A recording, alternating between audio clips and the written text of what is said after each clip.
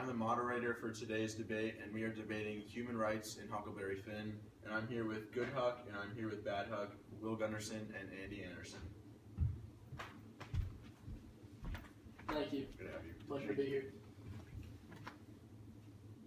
Okay, hello. Welcome to the first part of our debate. We're going to start off with points from Good Huck. Okay, so we're both debating human rights, and we're going to get to the issue of should Huck have let Jim go, and I believe he did make the right decision. The first reason is because they became good friends. Now, Huck never really had a real true friend in his life. Like, his dad wasn't a very good role model, and Miss Hudson wasn't a very good role model, and like he had a couple of friends and like their fake gang that they made, but he never actually had a real true friend, and Jim became that, so we didn't want to let that go. I would argue that even if Huck had a true friend in Jim, it's still against the law. I mean, Jim was the property of Miss Watson, and that's who was, or the widow Douglas, and that's who was taking care of Huck for all these years. So it's just wrong on every level for Huck to steal property from him. Even if like your friend though like did something like against the law, wouldn't you want to stand up for your friend? The law's the law. I mean, if Huck had done something against the law, Jim probably would have turned Huck in. Okay, and that ends our first topic of discussion, and now we're going to go to our second point from Good Huck. Okay, the second point why I believe that that Huck let Jim go is a good thing, because Huck really valued freedom. Like, he didn't really have a lot of freedom. I mean, he did have a lot of freedom, and that's why he wanted, like, Jim to go, because when he was constricted, like, when his father kidnapped him, or when Miss Hudson took him in and wouldn't let him do anything, it was really important for Huck to actually have his free time and, like, to have his freedom, and he didn't want anyone like Jim to not have freedom, like be a slave, and he really like valued just the value of freedom. I again counter that point with Huck, by being with Jim, was defying all social requirements and social laws. I mean, even if it wasn't a true law, the blacks and whites in the 1840s in the South didn't mix together. It wasn't something that happened. And so by being around Jim, Huck was defiling every social law. It also, I mean, you could see that especially when Huck had to go up to houses to get information, and even though he was 10 or 20 years younger, he couldn't even go with Jim, and he had to dress up like a girl and kind of hide who he was. Or when he was at the Grangerfords, and Jim had to hide in a hut in the woods while the other slaves fed him because Huck wasn't allowed to provide for him. So you think that like we should just like defy like all social, stay with all social norms even when they're like obviously bad? Good Huck would say yes. I mean, Bad Huck would say yes. Okay, so but why though? Like obviously it's like not a very good thing, because they became really good friends and both of them just really understand just the value of freedom. And change comes slow, and by disobeying these things, like disobeying the social laws, Huck couldn't make the bigger change that needed to happen, even if a bigger change needed to happen. Okay.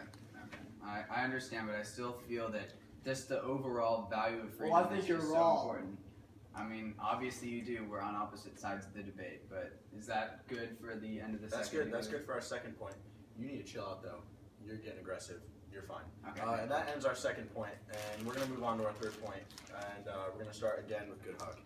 So the third point that I'm going to talk about is just the value of family. And obviously Huck didn't really have a strong like family dynamic. He never really knew his mother, and his father obviously beat him, almost tried to kill him, and Huck had to fake his own death just to get away from his parents. But when looking to about whether or not he should have let Jim go, I really think that because Jim had such a strong family dynamic and wanted to go to his family and pay for their freedom, that it's really important. It was really important for him to not let Jim go back into slavery, because then that goal would not have been achieved.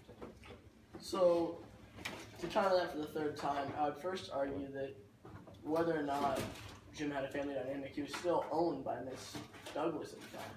It was owned by widow Douglas, so it was 1840s Missouri. Jim was property. And so, by taking him away, Huck was stealing, but he was also taking away Jim's solid chance for freedom. Jim had made an agreement that he could work off his slavery and try and free his family later in a free state. And by taking him away, Huck had taken away that possibility for Jim. Don't you think there's like the whole like just like overall just having to work as a slave for like your family's freedom when no other white people had to do that? It was only African Americans who were brought over like why is that still a good thing? I know you're talking about like how it was the society norms, but obviously a lot of people like understood that they were still human. Huck didn't end slavery. Huck was making a difference in one man's life, and by making a difference in But when Jim's you life, make a difference in one person's life, that like leads to like more people like. it does. But making that difference, Huck should have made sure that everybody was happy with the conclusion, and Huck could have done that by having Jim continue to work out his time, and then Jim could have freed his family, and Miss Hudson could have been in an agreeable, or Miss Widow Douglas could have been in an agreeable state with it, and it all would have worked out. Instead, by freeing Jim, Huck would have completely ignored everything that Widow Douglas had done for him, and Huck would have taken away Jim's consistent attempt at freedom, and his consistent attempt at freeing several other slaves. Well, right now we're gonna have closing arguments now because we're running out of time. So we're gonna have you go, and then you go, and then we're gonna be done with the debate for today. Okay, so for my closing argument, I'm just gonna restate my three main arguments. So my first main argument is that just like the value of friendship between Huck and Jim was so strong. Obviously, you want to do anything for a friend, so it's really difficult for anyone to actually like get rid of like one of their best friends. So obviously, you want to do everything for your best friends, especially when Jim is Huck's really only good friend. The second reason is just the overall value of freedom. Huck knew the value of freedom. He was cooped up in his house with Miss Douglas, and especially when his father kidnapped him. So obviously, the value of freedom was really important to Huck, and he wanted Jim to feel the same way, and all other slaves the same way. And finally, just the whole family dynamic. Huck never really had a really good family, but when Jim has the opportunity to actually go to his family, it's obviously a good idea. Well, I'm just going to restate my arguments as well as cover a little bit of what Huck's thoughts on the raft when he was debating whether or not to free Jim.